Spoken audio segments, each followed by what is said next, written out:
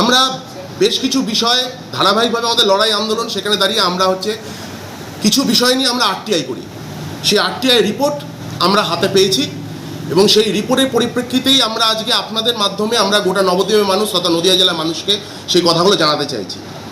আমরা আরটিআইয়ের মাধ্যমে প্রশ্ন করেছিলাম যে নবদ্বীপ পৌরসভা, সেই নবদ্বীপ পৌরসভায় কত শূন্যপদ রয়েছে, স্থায়ী শূন্যপদ।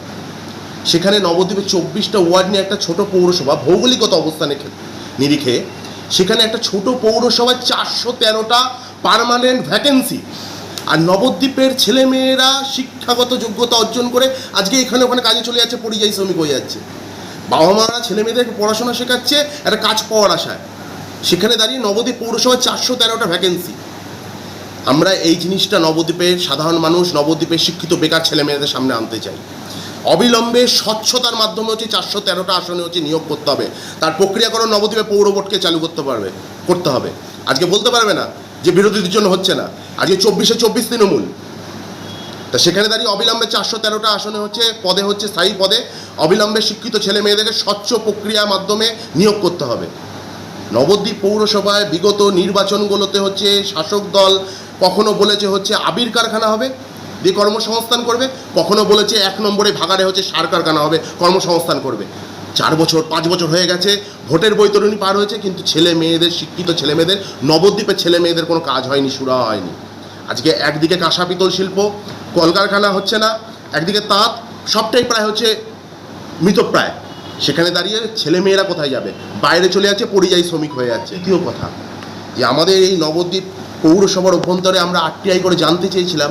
আমরা জানি ওয়েস্ট বেঙ্গলের অভ্যন্তরে গ্রিন সিটি মিশন নবদ্বীপে আয়তায় এসছে। সেখানে একটা হিউজ পরিমাণ টাকা সংবাদ মাধ্যমে আমরা অতীতে জানতে পেরেছি।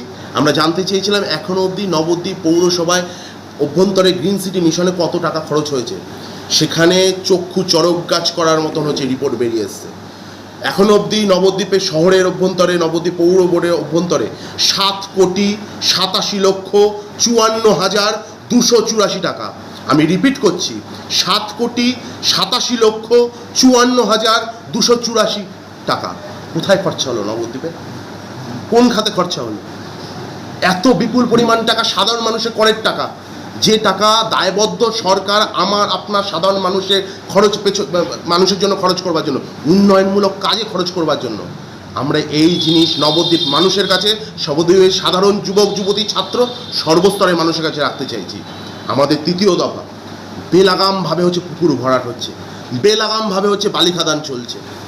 নবদ্বীপ গৌরাঙ্গ সেতুকে বারবার প্রশ্নের মুখে পড়তে হচ্ছে। নবদ্বীপের মানুষ, বর্ধমানের মানুষ, যাদের একটা লাইফ লাইন গৌরাঙ্গ সেতু, সেই সেতু বারবার কাজের জন্য আটকে যাচ্ছে, হ্যাম্পারিং হচ্ছে, মানুষের জনজীবন বিঘ্নিত হচ্ছে। দায় নেবে না পৌরসভা?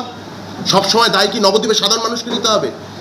আমাদের নবদ্বীপের সাধারণ যুবদের দায় নিতে হবে নাকি? আমরা বলছি অবিলম্বে এগুলো বন্ধ করতে হবে। 11টার পর ব্রিজে দাঁড়ানো যাবে না। পাশে যদি কেউ নিচে বালি খাদানের ভিডিও তোলে, ট্রাক্টরের ভিডিও তোলে, এই জিনিস হচ্ছে নবদ্বীপে। এখন বর্ষাকালে একটু জলটা বেড়েছে, সেটা ভিন্ন বিষয়, কিন্তু পুকুর ভরাট, বালি খাদান, নবদ্বীপের মানুষ আমরা এগুলো সবাই জানি, কিন্তু এইগুলো আরও বেশি জনসমক্ষে আমরা আপনাদের মাধ্যমে আনতে চাইছি। মিউটেশন ফিস কী পরিমাণ বাড়ছে। শেষ অবস্থায় যখন একজন মানুষ মারা যায়, তাকে শেষকৃত্য করবার নিয়ে যাওয়ার সময় শ্মশানে, সেখানে পর্যন্ত টাকার অঙ্কটা বেড়ে গেল। জন্ম শংসাপত্র দিচ্ছে, মৃত্যু শংসাপত্র, সেখানে টাকার এমন বেড়ে যাচ্ছে। আগে অতীতে দেখেছি, বামপন্থী পৌর বোর্ডের সময় দেখেছি কী অঙ্কে মৃত্যু শংসাপত্র দেওয়া হতো। আর আজকে অনলাইন অনেক কিছু হেরফের, অঙ্ক বাড়িয়ে ঠাড়িয়ে দিয়ে একটা মৃত্যুর শংসাপত্র বার করতে অনলাইন সব কিছু করে 520 টাকা খরচা হচ্ছে। কোথায় যাবে মানুষ? মানুষের আয় কমছে, আয় যাতে হয়, ছেলেমেয়েরা যাতে আয় করতে পারে, সেদিকে কারোর নজর নেই, না রাজ্য সরকারের, না নবদ্বীপের পৌর বোর্ডের। কিন্তু খরচের পর খরচ বেড়ে আছে। আমরা বলছি অবিলম্বে এগুলো কমাতে হবে। শ্রমজীবী মানুষ, টোটো শ্রমিক যারা টোটো চালায়, তাদেরকে প্রতি বছর 550 টাকা দিতে হবে। মাঝখানে একটা বছর গ্যাপ গেছিলো বলে পরের বছর 2 বছরে একসাথে নিয়েছে। আমরা বলছি অবিলম্বে টোটো শ্রমিকদের কাছ থেকে বছরে ডেভেলপমেন্ট ফির নামে বা অন্য কোনো খাতে নাম করে যেটা নেওয়া হচ্ছে, সেইটা অবিলম্বে বন্ধ করতে হবে। তারা শ্রমজীবী মানুষ, তাদের সংসার চালাতে কালঘাম ছুটে যায়, উপরন্তু তাদের কাছ থেকে 550 টাকা। আমরা প্রতিবাদ করছি। আমরা বলছি যে অবিলম্বে প্রাচীন মায়াপুরে যে জেটি হবে, সেই জেটিকে ব্যবহার করে কর্মসংস্থান হবে, দোকান পাশার হবে, প্রাচীন মায়াপুর অঞ্চলে মানুষদের হচ্ছে ওপারে যেতে বা হচ্ছে মায়াপুর যেতে সুবিধা হবে, সেই জেটি এখনও অবধি চালু হলো না কেন?